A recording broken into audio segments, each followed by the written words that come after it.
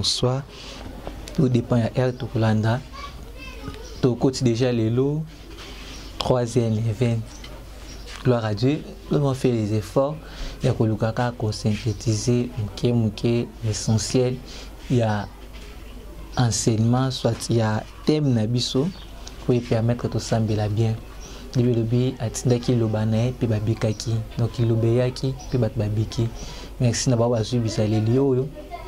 Il y a Kolanda Matéa. Msus ba salango plus tard mais ils en attendent fort. Alors il me toujours Matéo on attend fort. 3e neve na makasi. Marie qui défile neza neve na makasi. To sambela mingi. Déjà na thème na 3e neve habito posséder bien na biso. Alors to sambela pe to komizindisa. Premier jour na biso lelo mardi le 19 ba pesi biso thème uzali prison satanique. Prison c'est bakangi batu.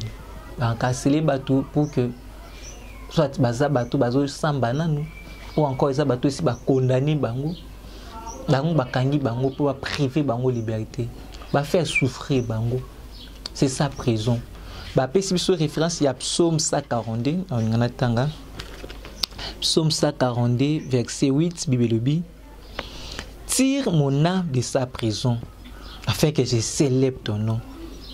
Les justes viendront m'entourer car tu m'auras fait du bien. Bimisa moulé mananga na polo kuna bango. La vie d'Azoli Lanzamba bimisa na kata prison wana.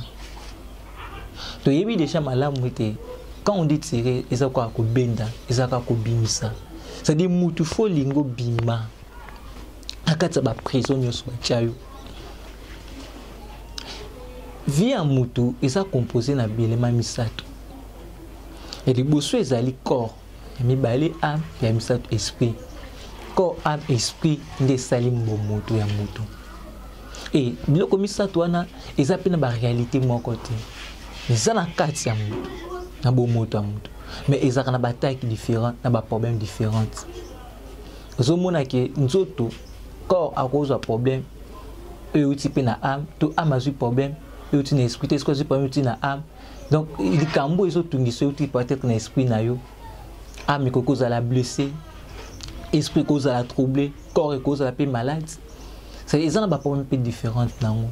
Nazo nga ko tapuma na makambo vraiment te pour ça enseignement mususu o ezalaka na makambo tali trois parties ya mutu.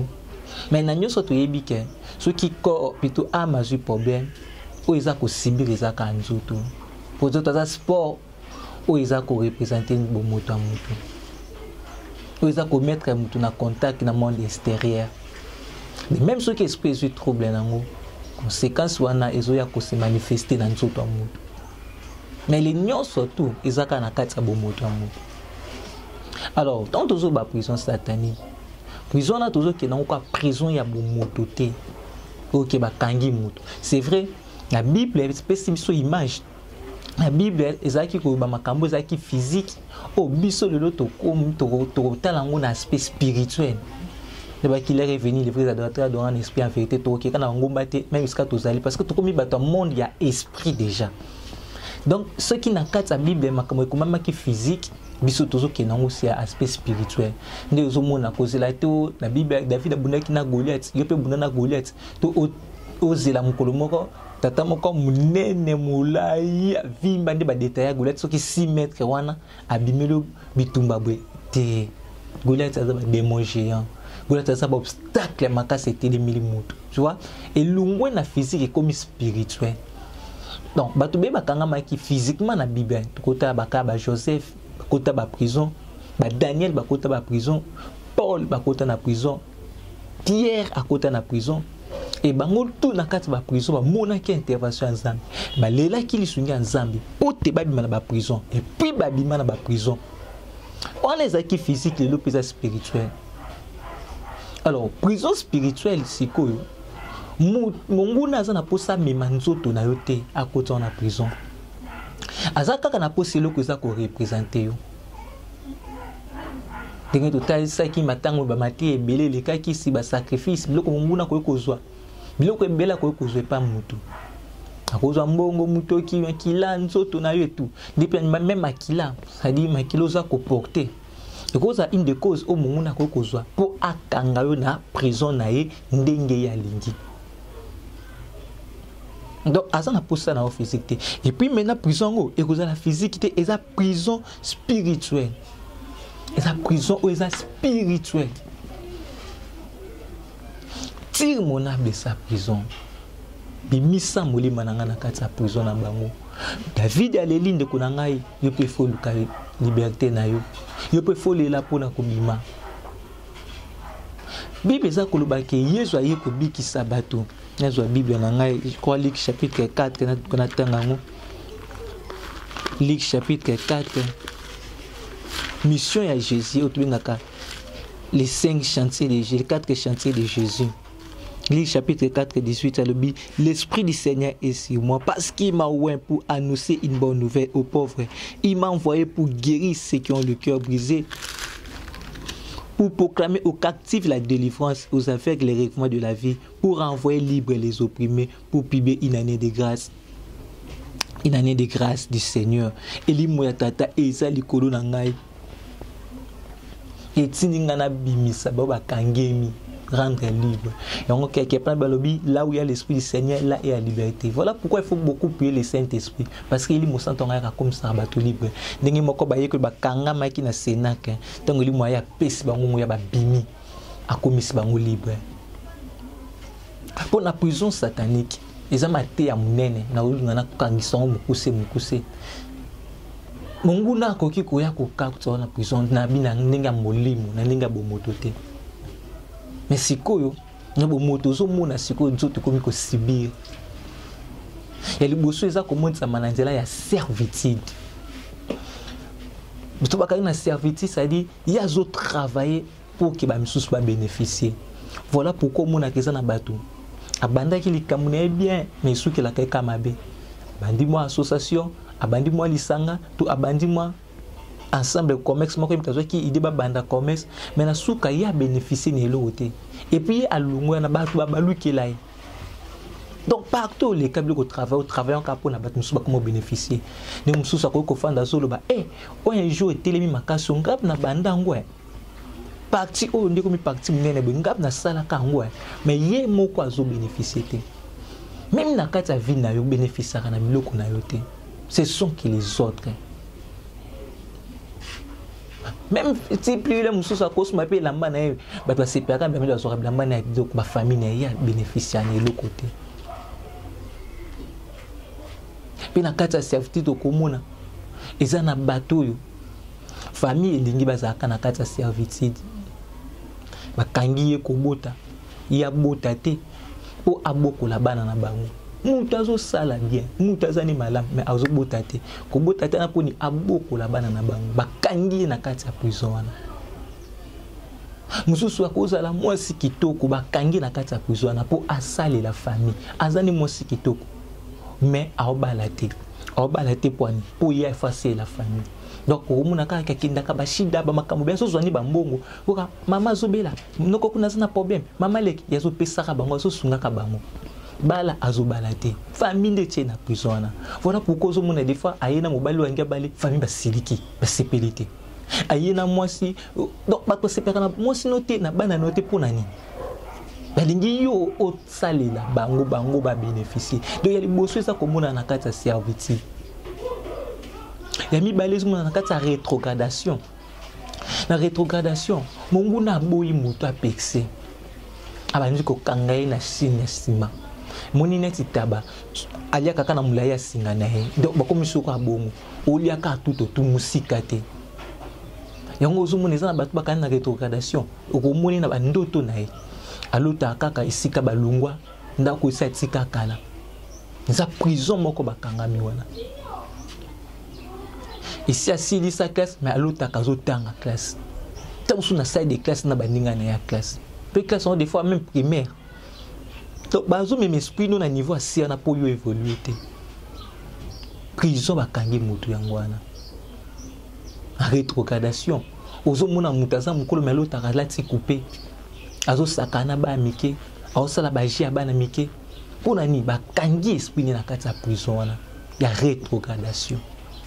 Akende musika te. kolota koza torse ni et puis oza na ba couper ça ba ndoto ana ezo lakisa ke moto aza na prison en rétrogradation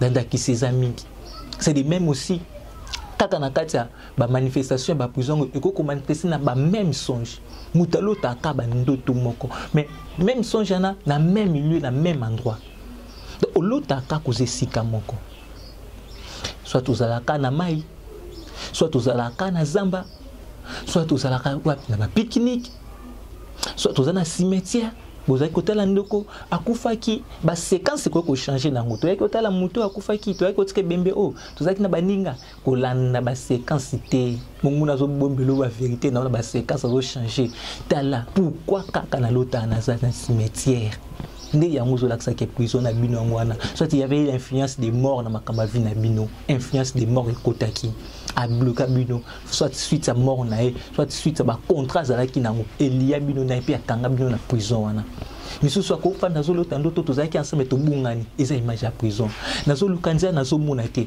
nazo kene nazo komate tozaki na kati ya zamba to tozaki na ngomba tozo mata eza ba image ya prison satanique nazaki na kati ya ndako moko nazo bimate tozaki na bato na kati ya ndako image ya prison satanique na fanda ki nanda kumoko akwa esila na uza isolé na bato image ya prison satanique donc izo laksa ke molimo mutu wana eza kati na prison bando tumtalo taka même endroit même milieu donc ekokipe kumuntsama na bando tabomo ou encore ekokumuntsama na auto bengaka magie na zela magie na zuna dia aspect premier aspect bofani na ndako papa to maman asali magie asali la magie kindokite magie azam taba loge kota ba science occulte parce que na kati ya science occulte ba pesa bango ba mikanda ozoko makomba mwasi na yo bana na ba tuto tcho na kati ya temple poni aza na pouvoir ya ko dominer likola bato ana nyoso to ata lobe loko bango batusa bango bandibate yango mona kaya bato mususu papa na bino mama na sana kisi nzimite poni to sambela kanende to zalaka poni et ça tcha bango na kati ya liste azo dominer esprit na bango baza na prison na ye de même pe na kati ya magie nde bato mususu azaka ko akepa mobali moko boto mwasi moko alingi mingi akangi na bouteille akangi na mulangi oui et ça peut ba prison bomba kangi na ba poke na ba bouteille ba ba kinami pa ba deuxième bureau ataki mobali au pesi mbongo bien azwi mwa matiti ya pesi mobali aliye na kati ya kolala pongi à travers esprit akangi esprit mobali na wana ta mobali ake wapi moya tika mobali wana ezate muto moya tika mwasa nezate akoma kolanda mwasi yana mwasi ngo salite yo za mwasi bien kolanda ye mwasi ngo bizarre yo za nanda kwa bien akolanda ye mwasi ngo asalaka makambala mute yi akolanda ye kaka azotika mwasi kitoka kipa mwasi mabe pour esprit n'est pas kangi yango na kati ya likambo wana prison eza ko exister na niveau ya magie eloko ba liesi yo eloko ba melisi yo to eloko ba sala yo mbongo na ngo pesa ki ba ke ba bloquer yango keke pa ba kangi yo na magie bomilana ki makila lelo oyo kota na prison wana ye batutu bango na mabe mwasi yo na mabe na te batutu bango na mabe mobala na yo mona ngote po ozana kati ya prison na ye to ekope komona na niveau ya magie mais Bible ça ko ba biso ni na Galates chapitre 5 verset 1 la liberté en Christ Jésus po bilo comme sous peso ça mandé na bi makila no pe ko komema yo par rapport à ni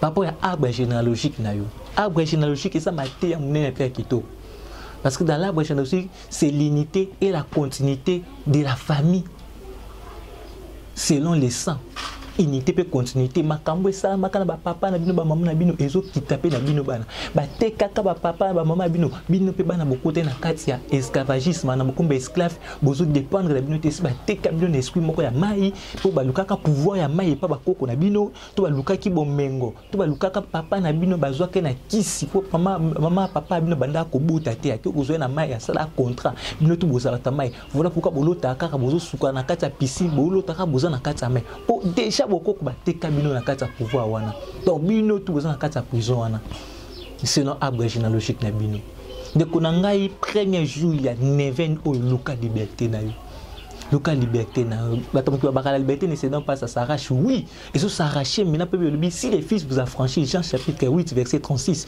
vous serez réellement libres Dieu veut que nous soyons réellement libres luka liberté non attend fort au premier jour alléluia obima na ba prison nyonso tout molimo ne koma libre nzoto ne koma libre parce que toute fondation a toute bénédiction et ça a liberté. Quand tu es libre, nous avons bénédiction. Tout le monde peut s'arrêter dans la prison à Bomoto.